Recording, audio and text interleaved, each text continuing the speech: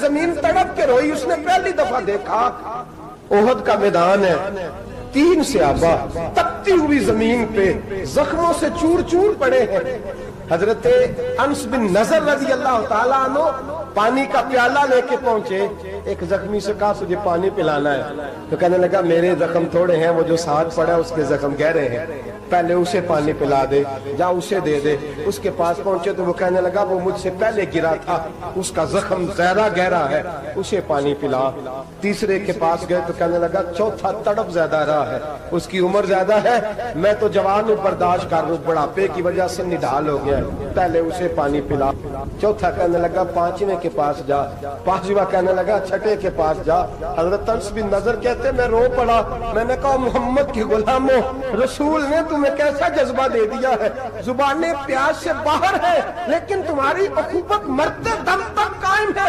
کہتے میں 7ویں کے پاس گیا تو کہنے لگا اگر 6 قربانی دے سکتے ہیں تو مجھے خود غرض نہ سمجھ, میں نے نہیں پانی پینا, جا پہلے کے پاس لے جا. کہتے میں پہلے کے پاس آیا تو روح پرواز کر گئی, دوسرے کے پاس آیا تو روح پرواز کر گئی, میں 7ویں تک آیا تو انتقال کر گئے. کہتے ہیں پانی کا پیالہ میں نے اٹھایا اور میں نے زمین پہ رکھا تو میں نے کہا پانی گوا رہنا, محمد کے غلام مر تو جاتے ہیں پر ایک دوسرے کا خیال بڑا رکھا کرتے ہیں, گوا رہنا یہ مر جایا کرتے لیکن ایک دوسرے کا درد. میرے دوستو لٹا ہوا برما, روتے ہوئے مسلمان, سسکیاں اور آہیں لیتی ہوئی مائیں پوچھتی ہیں اے خاصا اے خاصان رسول, وقت دعا ہے, امت پہ تیری آ کے عجب وقت پڑا ہے.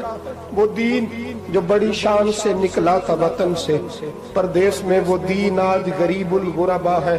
فریاد ہے اے کشتی امت کے نگہ باں, بیڑا یہ تباہی کے قریب آن لگا ہے. اور کیا خوبصورت جملے کہے تھے کہ نبی پاک صلی اللہ علیہ وسلم نے, حضور نے فرمایا تھا میرا مومن ایک جان کی طرح ہوتا ہے, ایک جان کی طرح ہوتا ہے, ایک کو تکلیف ہو جسم کے ایک حصے کو, سارا حصہ پریشان ہوتا ہے. فرمایا یہ ایک مکان کی طرح ہے, ایک اینٹ دوسری اینٹ کو مضبوط کرتی ہے. فرمایا یہ مضبوط لوگ ہیں, یہ مضبوط لوگ. حضرت عمر فاروق کا زمانہ ہے, ایک آدمی نے سیری بھیج دی ایک گھر میں بطور تحفہ, قحط کا زمانہ تھا, گوشت ملتا نہیں تھا, جانور. ایک آدمی نے سیری بھیج دی ایک آدمی کے گھر میں. اس نے کیا کیا, اس نے اپنی بیوی سے کہا ہماری تو خیر ہے, ساتھ والا پڑوسی زیادہ غریب ہے, ادھر نہ بھیج دے. یہاں گندم امیر شہر کی ہوتی رہی خراب اور بچی کسی فقیر کی فاقوں سے مر گئی. کہا ساتھ والے پڑوسی کے گھر سے میں کئی دنوں سے بھوک کی آوازیں, وہاں بھیج دے. اس کے گھر گئی تو اس کی بیوی شوہر کو مشورہ دیتی ہے, کہتی ہے میرے بچے تو دلیر ہے, ساتھ والے کے چھوٹے ہیں, وہ گزارا نہیں, ادھر نہ بھیج دے. ادھر گئی ادھر گئی. ایک روایت ہے 7 گھر, ایک روایت ہے 21 گھر. 21 گھروں میں گھومتی ہوئی وہ سری پھر پہلے کے گھر میں آ گئی. اور پہلا صحابی کہنے لگا صرف تو نے ہی محمد کا کلمہ نہیں پڑھا, باقی بھی اس نے بھی پڑھا ہوا ہے. صرف تو نے ہی رسول اللہ سے یہ درس نہیں لیا, باقیوں نے بھی لیا ہے. اور صرف تیرے اندر ہی جذبہ اظہار نہیں, تو ہی صرف مسلمانوں سے پیار نہیں کرتی, سارے ہی پیار کرتے ہیں. وہ سری پھر آ گئی, اب کیا کرنا ہے, اب کیا کرنا ہے. تو امام نبوی نے لکھا ہے, وہ کہنے لگی کرنا کیا ہے, پکاؤں گی میں اور کھائیں گے 21 گھر, پھر بھی اکیلے نہیں کھائیں گے, پکاؤں گی میں اور کھائیں گے 21 گھروں کے مطابق شوربہ پکا. اور پھر برتن میں ڈال کے وہ بی بی ایک گھر کا دروازہ کھٹکھٹاتی ہے, کہتی ہے مصطفیٰ کے غلاموں نکلو باہر اور کھاؤ, اس لیے کہ جس نبی نے مجھے پیار کا حکم دیا اسی نے تمہیں بھی پیار کرنا سکھایا ہے. یہ رنگ چشم فلک نے سکھایا ہے.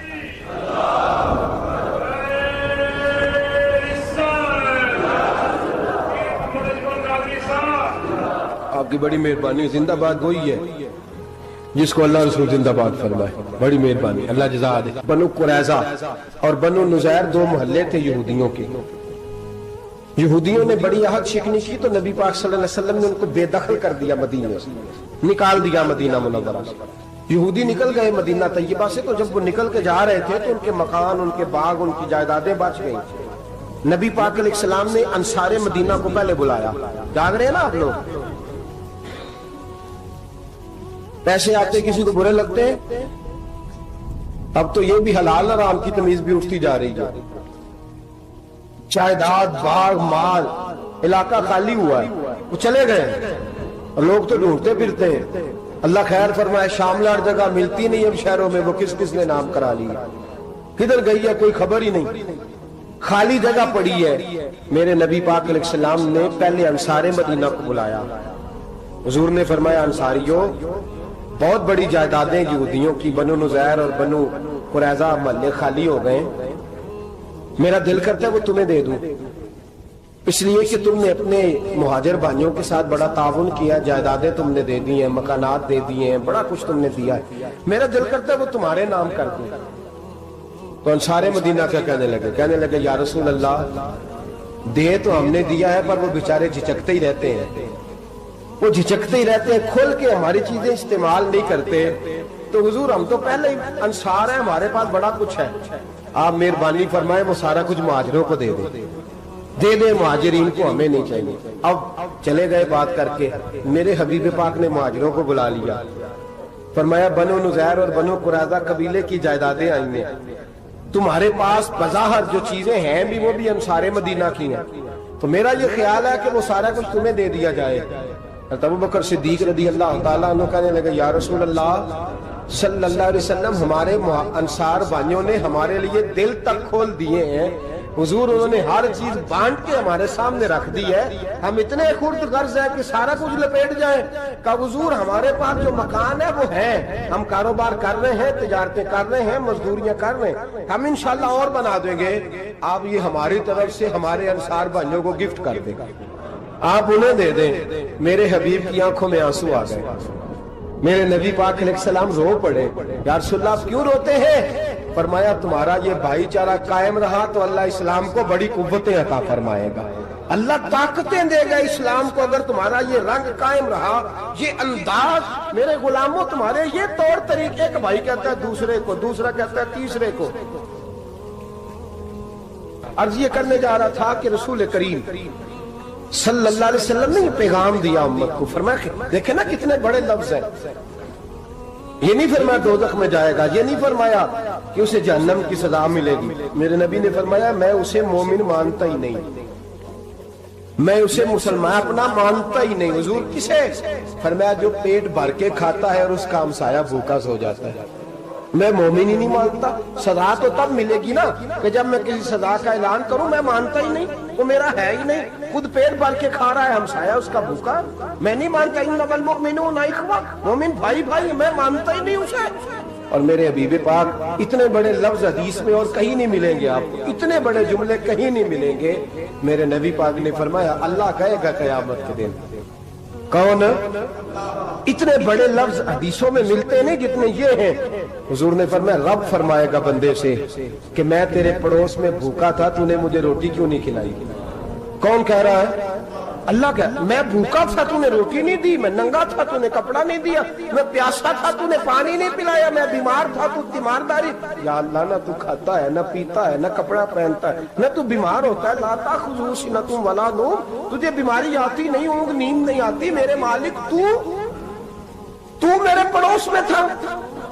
حضور فرماتے ہیں رب فرمائے گا وہ جو بندہ تیرے پڑوس میں بھوکا تھا تو بندہ تو میرا ہی تھا نا، وہ جو بندہ تیرے پڑوس میں ننگا تھا تو بندہ تو میرا ہی تھا نا، وہ جو تیرے پڑوس میں پیاسا تڑپتا رہا تو وہ میرا ہی بندہ تھا۔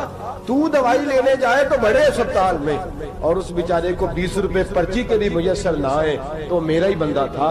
میرے دوست خیال کر اور یاد رکھ، یہ جو ہمسائے ممالک میں ظلم ہوتے ہیں، زیادتیاں ہوتی ہیں، ہمارے گھر کا پنکھا اچھا چلتا ہے، ہم جلوس اس وقت نکالتے ہیں جب ہماری لائٹ بند ہوتی ہے، ہم جلوس اس وقت نکالتے ہیں جب ہمارا ایسا جو ہمیں تنگ کرتا ہے، ہم اس وقت درد محسوس کرتے ہیں جب ہمارے گھر تک آگ آ جاتی ہے۔ یہ جو باہر آگ جل رہی ہے یہ تیرے گھر بھی آ سکتی ہے، یہ جو باہر فساد ہو رہا ہے یہ تیرے دروازے تک آ سکتا ہے۔ میرے رسول پاک نے ایک جان، مسلمان کو ایک جان قرار دیا۔ مجھے بتائیے انگلی کو کٹ لگ جائے، مسلمان ایک جان ہے نا، انگلی کو لگ جائے کٹ، دماغ کہتا ہے میں نے نہیں سوچنا اس کے بارے میں نے اس کے درد کو محسوس ہی نہیں کرنا، انگلی کی درد ہے، انگلی جانے اس کا کام جانے، ایسے ہی ہوتا ہے نا۔ بولے پیروں سے کہتے ہیں، انگلی کہتی ہے چل ڈاکٹر کے پاس، پیر کہتے ہیں نہیں میں نے نہیں جانا، انگلی کا کام ہے انگلی جائے، ایسے ہی ہے نا۔ دل سے کہتے ہیں تو تڑپ تھوڑا سا، انگلی کو درد ہے، کہتے میں کیوں تڑپوں، انگلی کا ماما، انگلی جانے اس کا کام جانے۔ ٹیلی فون کرنا ہے ڈاکٹر صاحب کا پتہ کرنا ہے تو کان کہتے ہیں میں نے نہیں بات سننی ڈاکٹر صاحب کی، زبان کہتی ہے میں نے نہیں بولنا، انگلی جانے ایسا ہوتا ہے، پیر احتجاج کرتے کہ میں نے ڈاکٹر کے پاس میں کچھ چکر کھاتا پھروں ڈاکٹر کی دکان کی، انگلی کو درد ہے انگلی جانے، ایسا ہوتا ہے؟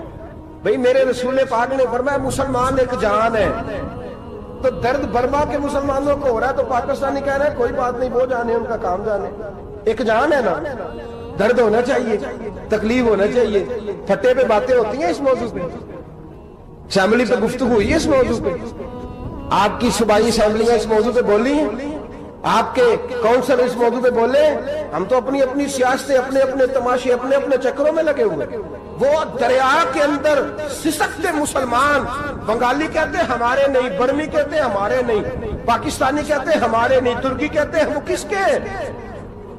وہ کس کے ہیں؟ وہ اللہ کے بندے ہیں، محمد عربی کے غلام ہیں صلی اللہ علیہ وسلم۔ لیکن میرے دوستو کیا ہمیں کیا غرض ہے، وہ جانے ان کا کام جانے، یہ جب تیرے پیروں تک آگ آئے گی پھر تجھے پتا چلے گا یہ بڑی سخت آگ ہے۔ آج جس کافر نے برما پر عرصہ دراز تنگ کیا ہے، مسلمان تھوڑے تھوڑے مفاد لینے کی خاطر نا، بنو عباس اور بنو امیہ کی جنگ چل رہی تھی، بنو عباس جو تھے وہ غالب آ گئے، بنو امیہ جو تھے ان کی حکومت ختم ہو گئی، تو عیسائیوں نے بنو امیہ سے کہا کہ ہم تمہارے ساتھ تعاون کرتے ہیں، ہم تمہارے ساتھ تعاون کرتے ہیں اور بنو عباس پہ غلبہ پا کے تمہیں حکومت دلاتے ہیں۔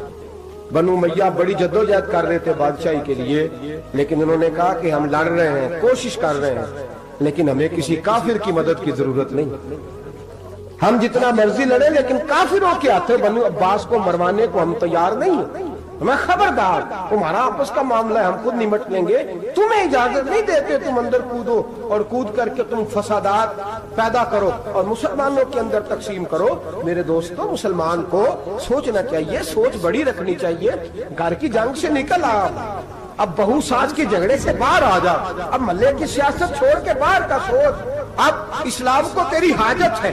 اب پوری دنیا جب مسلمان کو دیکھے نا، فیس بک یوز ہوتی ہے، اس پہ نوجوان جب اسلام کی بات کرنے لگے گا، اس پر جب بڑا اسلام کی بات کرنے لگے گا، پوری دنیا میں پیغام جائے گا کہ مسلمان اب جاگنے لگا ہے، مسلم خوابیدہ بیدار ہونے لگا ہے، اب اس کی آنکھیں کھلنے لگی ہیں، اب یہ اپنے مذہب کی بات کرتا ہے، اب یہ اپنے ملک سے، صوبے سے، برادری سے نکل کر بولتا ہے، اب یہ کہتا ہے کہ بازو تیرا توحید کی قوت سے قوی ہے، اسلام تیرا دیس ہے، تو مصطفی ہے، اب یہ بڑی سوچ رکھتا ہے، اب یہ عالمی بات کرتا ہے۔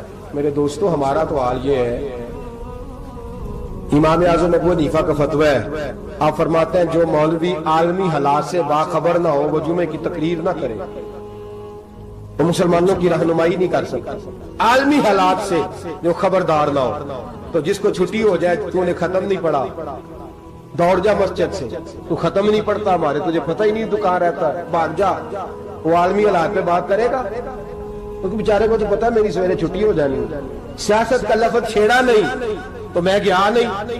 یاد رکھے وہ جو بیداری ہے، وہ جو اعلیٰ ظرفی ہے، وہ جو بڑی سوچ ہے، وہ جو ملت کی سوچ، وہ جو قومیت کی سوچ ہے، وہ جو آگے بڑھنے کا زاویہ ہے، وہ تو اندر اقبال کہتے ہیں گلا تو گھونٹ دیا اہل مدرسہ نے تیرا، گلا تو گھونٹ دیا اہل مدرسہ نے تیرا، تجھے تو مدرسے والوں نے پلیٹ پکڑا دیا ہے کہ جا سویرے لنگر کٹھا کر کے لا اور دوپہر کو روٹیاں مانگ کے لا اور دیکھ آج مرا کون ہے، ختم کس کا پڑھنا ہے، تو گلا تو گھونٹ دیا اہل مدرسہ نے تیرا، اب کہاں سے آئے گی صدا لا الہ الا اللہ، تو گھونٹ دیا تیرا گلا، تو کیسے بڑی بات کرے گا؟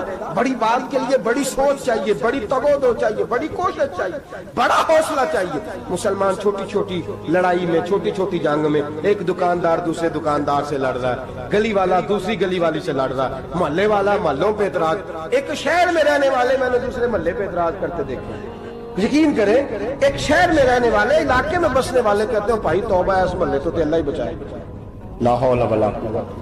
وہ جو تقسیم در تقسیم کی سوچ ہے، اس نے چھوٹے چھوٹے ٹکڑوں میں مسلمانوں کو بانٹ دیا ہے، چھوٹی چھوٹی تقسیم ہے، چھوٹا چھوٹا ہمارا مزاج ہے، چھوٹی سوچ ہے، بڑی سوچ کی بات سنیے۔ صلاح الدین ایوبی، جاگ رہے ہیں نا آپ لوگ؟ تو آخنا حضرت صاحب ایڈی وڈی گل چھیڑ چھڑی ہے، یہ مطلب ہی کون نہیں، کنے برما جانا ہے تو کنے مدد کرنی ہے، میں تو بھائی فریضہ سر انجام دے رہا ہوں۔ میرے نبی نے فرمایا برائی کو یا ہاتھ سے بدل، ہاتھ سے نہیں بدل سکتا تو زبان سے تو بولنا، تو میں معذور ہوں, کمزور آدمی ہوں, ہاتھ سے بدلنے کی طاقت نہیں رکھتا, تو دوسرے درجے پہ تو مجھے عمل کرنے دو نا. اثر کرے نہ کرے سن تو لے میری فریاد, نہیں ہے داد کا طالب یہ بندہ آزاد, رونے تو دو, تڑپنے تو دو, آہیں تو بہانے دو, سسکیاں تو لینے دو, مار کھائیے تو تڑپنے تو دو. وہ قرآن پاک برما میں پابندی لگی ہے تو میں یہاں سوچنے لگا ہوں کہ وہاں تو پابندی لگی ہے, یہاں پہلے لوگ کوئی نہیں پڑھتی. معاذ اللہ تعالیٰ حالات دن پہ دن مسلمانوں کے لیے ایک ایک کر کے. افغانستان میں جو آگ لگی تھی, پھر وہ عراق میں بھی لگی, پھر وہ لیبیا میں بھی لگی, پھر وہ مصر میں بھی لگی, پھر وہ یمن میں بھی لگی, سعودی عرب میں دھماکے ہوئے, میرا دل تڑپا ہے, مجھے پریشانی ہوئی.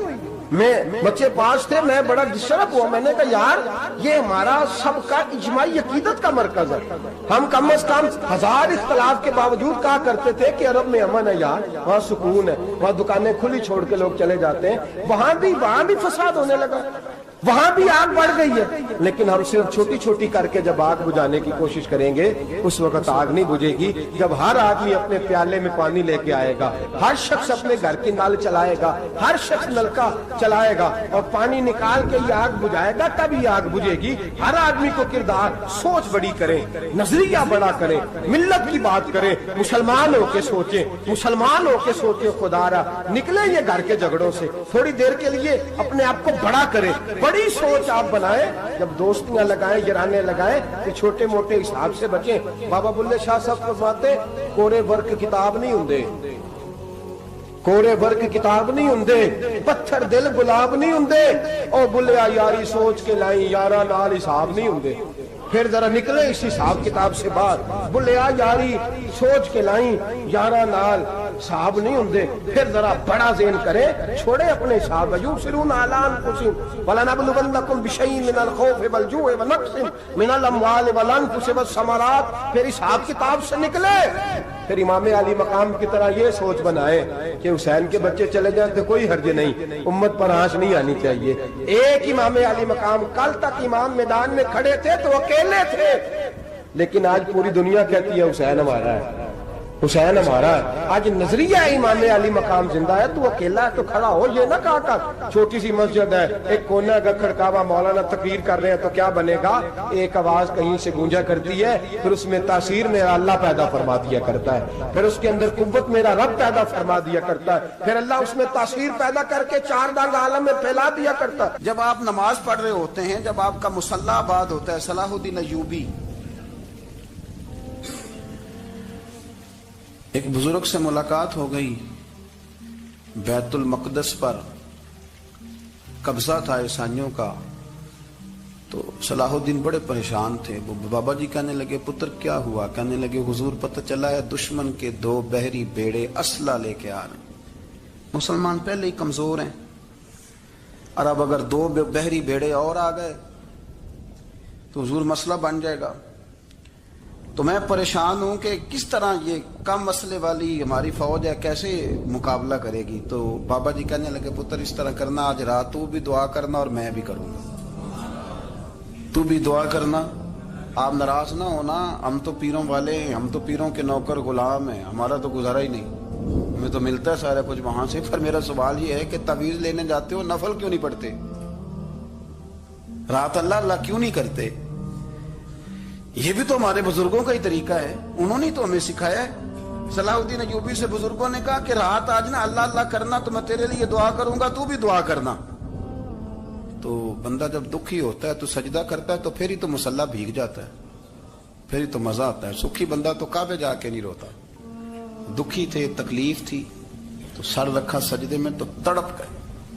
اور وہ بابا جی کہتے ہیں میں مسجد آیا تو صلاح الدین چیخے مار کے رو رہا تھا اور کہہ رہا تھا مالک میں کوئی اپنی شان کے لیے تو نہیں نہ لڑ رہا, اللہ کو میں کوئی قبضوں کے لیے تو نہیں لڑ رہا, مالک تیرے لیے لڑ رہا ہوں, مجھے بے آبرو نہ کرنا, میری مدد فرمانا. کہتے میں آیا تھا کہ مسجد میں دعا کروں گا, پر صلاح الدین ایوبی کو روتے دیکھا تو میں لوٹ گیا. تو سویرے صلاح الدین ملے تو بڑے خوش تھے. میں نے کہا پتر کیا ہوا؟ کہنے لگے حضور وہ بحری بیڑے 2 آ رہے تھے نا اسلحہ لے کے, دونوں ڈوب گئے پانی میں, پانی میں ڈوب گئے. تو بابا جی کہنے لگے صلاح الدین وہ پانی میں نہیں ڈوبے, وہ تیرے آنسوؤں میں ڈوب گئے, وہ غرق ہو گئے. وہ جو تو نے مصلی بات کیا تو وہ تیرے آنسوؤں میں ڈوب گئے, وہ غرق ہو گئے, وہ تباہ, اتنے قیمتی تھے تیرے آنسو کے بہا لے گئے دشمن کے بحری بیڑوں کو. میرے بھائی ٹھیک ہو گیا جی, میرے عزیز سمجھ لیں اس بات کو ہمیشہ کے لیے, اور اس پر غور کر لیں اچھے طریقے سے کہ میرے رسول کریم سید عالم صلی اللہ علیہ وسلم نے نا ہماری توجہ دلائی, حضور نے ہمیں بتلایا, ہمارا ذوق بڑھایا عبادت کی طرف. ایک صحابی تھے حضرت ابو فاطمہ رضی اللہ تعالیٰ عنہ, یہ ترمذی شریف کی حدیث ہے. نبی پاک علیہ السلام نے فرمایا, ابو فاطمہ قیامت کے دن مجھ سے جلدی ملنا چاہتے ہو کہ دیر کے ساتھ؟ تو کہنے لگے, حضور کون ہوگا جو دیر سے ملنا چاہے گا, ہم نے تو جان دے دی وعدہ دیدار پر. اعلیٰ حضرت فرماتے ہیں جان دے دی وعدہ اور نقد اپنا دام ہو ہی جائے گا.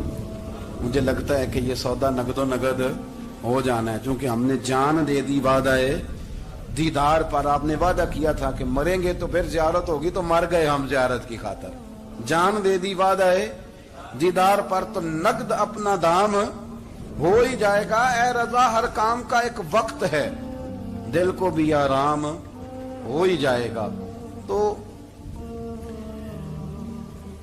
حضرت ابو فاطمہ رضی اللہ تعالیٰ عنہ سے نبی پاک صلی اللہ علیہ وسلم نے فرمایا, جلدی ملنا چاہتے ہو کہ دیر سے؟ اس کی حضور فٹافٹ ملنا ہے, میں نے قیامت کے دن آپ سے جلدی ملنا ہے. تو نبی پاک علیہ السلام نے فرمایا, پھر اس طرح کرنا, دنیا میں رہ کے سجدے زیادہ کرنا, پھر سجدے زیادہ کرنا, قیامت میں ملاقات جلدی ہو جائے گی, قرب ملے گا تمہیں.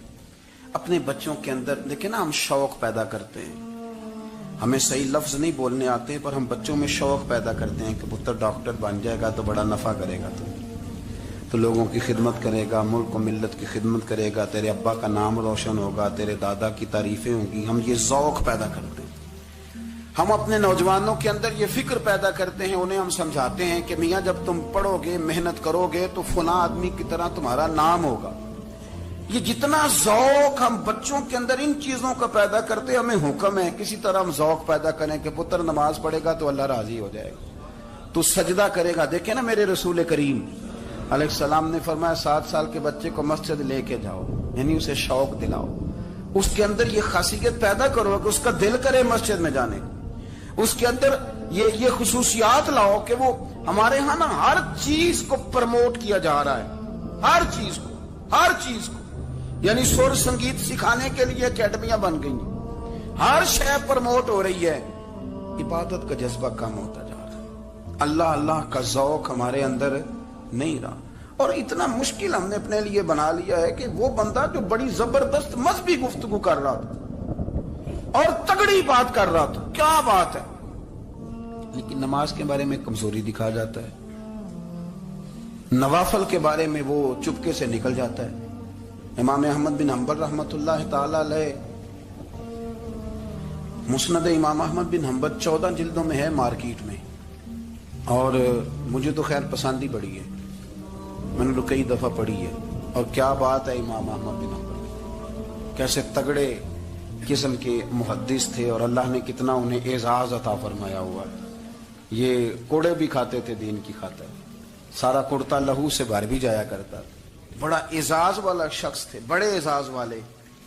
حدیثیں جمع کرنا, حدیثیں لکھنا, حدیث پڑھانا, سارا دن رہتے تھے. کہہ سکتے تھے کہ میں کر تو رہا ہوں کام, اور حدیث بھی موجود ہے کہ عالم عابد سے افضل ہوتا ہے, پر اس کے باوجود امام احمد بن حنبل رحمۃ اللہ علیہ 300 نفل فرض نمازوں کے علاوہ پڑھا کرتے تھے. 300 نوافل روز پڑھا کرتے تھے. ان کے بیٹے نے کہا, ابا جی مکان خریدنا ہے, تو وہ جگہ کہاں کر کے لوں, بہت ساری آبادیاں. تو فرمایا, پتر وہاں لینا جہاں مسجد قریب ہو. میرے رسول کریم سید عالم صلی اللہ علیہ وسلم اتنا پسند کرتے مسجد کو, اتنا پسند کرتے نماز کو, کہ رسول کریم صلی اللہ علیہ وسلم تہجد کی نماز بھی پڑھتے, پھر حضور فجر کی نماز بھی پڑھتے. نبی پاک وتر کو الگ کر کے پڑھتے, عشاء کے ساتھ نہیں پڑھتے. یہ تو ہم اس لیے اجازت دی ہمارے بزرگوں نے کہ بعد میں اٹھے گا کون علیحدہ وتر پڑھنے کے لیے, عشاء کے ساتھ پڑھ لے. وتر پڑھتے, تہجد پڑھتے, فجر پڑھتے, اشراق پڑھتے, چاشت پڑھتے, پھر مغرب کی نماز کے بعد 6 رکعت اوابین پڑھتے, پھر رات کو صلاۃ اللیل پڑھتے. سیدہ عائشہ صدیقہ کہتی ہیں, زمانہ سو جاتا اور میرے رسول مصلی بچھا کے کھڑے ہو جاتے. او یار, کھیتی باڑی کر کے نہیں, محنت مزدوری کر کے نہیں. جناب عائشہ کہتی ہیں میں یہ بھی دیکھتی کہ حضور ایک آیت شروع کرتے تو ساری رات اسی کو پڑھتے, اور میری نظر جاتی تو قدم مبارک پہ ورم آ جاتا. یار نماز پڑھ کے اتنی مشقت کر کے اتنی جد و جہد کر کے ورم آ گیا, یا رسول اللہ اتنی محنت کیوں کرتے ہو؟ فرمایا افلا اکون عبدا شکورا, کیا میں اپنے رب کا شکر گزار بندہ نہ بنوں؟ صحابہ کا ذوق عبادتوں کا, ریاضتوں کا, تلاوتوں کا, طبیعت ہے ان کی, وہ ایک دوسرے کو. حضرت مولا علی شیر خدا کرم اللہ تعالی وجہہ الکریم کے زمانے میں روم کے بادشاہ نے کہا یار یہ مسلمانوں کا پتہ تو کرو, یہ آخر کیوں اتنے زیادہ مجاہد ہیں. اس زمانے میں جاسوس بھیجنے کا مزاج تھا, اب تو جاسوس پکڑا جاتا ہے, اب تو جاسوس, اور جاسوسی کا شوق ویسے آج بھی ہے. عرض کروں تھوڑی سی بات اس عنوان سے. پتہ کیا ہمارا مسئلہ ہے, ہم جہاں جاتے ہیں نا وہاں تھوڑی خوشبو سونگنے کی کوشش کرتے ہیں. وہ کیا ہے تو یہ کیا ہے تو ادھر کیا ہے تو تھوڑا سا ادھر کیا ہے. میرے رسول پاک پڑھیے درود شریف, سارے پڑھیے ذرا زور سے, صلی اللہ تعالی. نبی پاک علیہ السلام نے فرمایا جاسوسی نہ کرنا ورنہ تم بندوں کو خراب کر دو, اور فرمایا اس طرح نہ ہو کہ تم کسی کے اب کھول نہ نکلو تو تمہارے پہلے کھول جائیں. یہ جو ذوق ہے نا یہ ختم کریں, چھوڑیں. مطلب آپ کس چکر میں پڑے ہوئے ہیں, اتنی زیادہ توجہ کرنے کی کیا ضرورت ہے؟ اپنے کام سے کام رکھیں, اس میں بندہ تھوڑا سا نا آسان رہتا ہے. یہ جو بہت زیادہ ٹٹولنے والے لوگ ہوتے ہیں نا وہ بےچارے پھر عمر ٹٹولتے ہی گزار دیتے ہیں, اس لیے کہ مزاج ہی بہت پکا ہے. بوری کا منہ کھول کے اندر تک ہاتھ ڈالنا, تو پھر کئی دفعہ سامنے سے بچھو بھی لڑ جاتا, خرابی ہوتی. تو جاسوسی کی جاتی تھی. اس نے بھی جاسوس بھیجے کیونکہ قبیلوں کے لوگ تھے, کچھ مسلم کچھ کافر, پہچانے نہیں جاتے تھے لوگ. تو کچھ لوگ اس نے بھیجے, انہوں نے آ کے نا تحقیق کی, ریسرچ کری کہ آخر ماجرا کیا ہے. تو واپس جا کے انہوں نے رپورٹ دی نا روم کے بادشاہ کو. اس رپورٹ کا ایک جملہ بڑا شاندار ہے. وہ کہنے لگا بادشاہ ہمیں مسلمانوں کی کوئی سمجھ نہیں آئی, ہمیں کوئی سمجھ نہیں آئی. انہوں نے کہا کیوں نہیں سمجھ آئی؟ کہنے لگے یار عجیب بندے ہیں, جب رات مسلح پہ بیٹھتے ہیں تو یوں لگتا ہے ان کا دنیا سے رشتہ ہی کوئی نہیں, کوئی کسی کو نہیں جانتا. کوئی اپنے دکھ سنا کے رو رہا ہے, کوئی اپنی بات کر کے رو رہا ہے, لگتا ہے کہ ان کا کوئی رشتہ ہے ہی نہیں جب مسلح پہ بیٹھتے ہیں. اور فرمایا جب سویرے یہ جہاد کرنے نکلتے ہیں تو لگتا ہے ان سے زیادہ دلیر ہی کوئی نہیں. حالانکہ جو مسلحوں پہ رونے دھونے کے لوگ ہوتے ہیں وہ کئی دفعہ جہاد میں کام نہیں کرتے, لیکن عجیب لوگ ہیں کہ رات کے راہب ہیں, دن کے مجاہد ہیں, کوئی سمجھ نہیں آتی. میرے عزیز ان لوگوں نے مسلح آباد کر کے رکھا, تلاوتیں ان کا ذوق رہی, منظر روز پڑھنا, اسباق پڑھنا, وظائف پڑھنا, یہ ان کا ذوق رہا. اعلیٰ حضرت بریلوی رحمت اللہ نے 1000 کتاب لکھی ہے, لیکن الوظیفۃ الکریمہ کے نام سے جو وہ صبح و شام وظائف پڑھتے تھے وہ الگ انہوں نے ان کو بیان کیا, پابندی کے ساتھ اپنی اللہ اللہ کرتے. شیخ شہاب الدین سہروردی رحمت اللہ علیہ, اس پر ایک بندے نے اعتراض کیا. اس نے کہا جی آپ کس قسم کے صوفی ہیں, مرید بیٹھے ہیں اور آپ وہاں نفل پڑھ رہے ہیں. یہ بھی بڑا مسئلہ ہوتا ہے نا, جو بندہ ملنے آتا ہے وہ اپنے ٹائم کے حساب سے آتا ہے, اور پھر اس کا یہ بھی خیال ہوتا ہے کہ پیر صاحب جو ہیں وہ چونکہ درویش ہیں تو نہ انہیں روٹی کھانی چاہیے نہ سونا چاہیے, چونکہ وہ درویش ہیں, اور ہم چونکہ درویشوں کے ماننے والے ہیں لہذا ہمارا یہ طریقہ ہونا چاہیے کہ جیسے ہم کہیں درویش ویسے ہی کر جائے. حالانکہ جس کو آپ درویش کہیں گے آپ اس کی مانیں گے, آپ منوائیں گے نہیں, ہمارا مزاج ہوتا ہے. شیخ شہاب الدین پر لوگوں نے اعتراض کی, حضور لوگ ملنے آئے ہیں, زیارت کرنے آئے ہیں, بندے دعا کرانے آئے ہیں, اللہ اللہ کرانے آئے, اور آپ نفل پڑھ رہے ہیں. کیا جملہ ہے, کیا حسن ہے, کیا خوبصورتی ہے. فرمانے لگے رب رسول سے مانگنے کے لیے مصلی بچھایا ہے, اگر وہاں سے مانگوں گا نہیں تو تمہیں دوں گا کیا؟ پہلے مجھے کچھ لے تو لینے دو, اگر میرے پلے کچھ ہے ہوگی تو آگے دوں گا نا. تو میں مانگنے گیا تھا کہ یا اللہ دے, تیرے بندے لینے آئے, دے تو میں کچھ لوں گا تو آگے دوں گا نا. لیکن ہمارا یہ سٹیٹس, یہ مزاج, یہ شعور نہیں ہے. گپیں, کہانیاں, داستانیں, گفتگو, خطابت, واز, کیا بات. لیکن اگر کچھ کرنے کا کام ہو تو وہ نہیں ہم سے ہوتا. میرے نبی کریم علیہ الصلوۃ والسلام نے مصلی سے دل لگانے کا درس دیا, حضور نے توجہ دلائی. صحابہ اس ذوق کے حامل لوگ تھے, وہ کوشش کرتے تھے. جناب صدیق اکبر رضی اللہ تعالیٰ عنہ کا عبادت کا مزاج ہمیشہ قائم رہا. حضرت عمر فاروق ساری رات اللہ کے حضور کھڑے رہے. حضرت عثمان غنی رضی اللہ تعالیٰ عنہ عشاء کی نماز پڑھ کے 2 رکعتوں کی نیت باندھتے تھے, 15 سپارے پہلی رکعت میں پڑھ دیتے.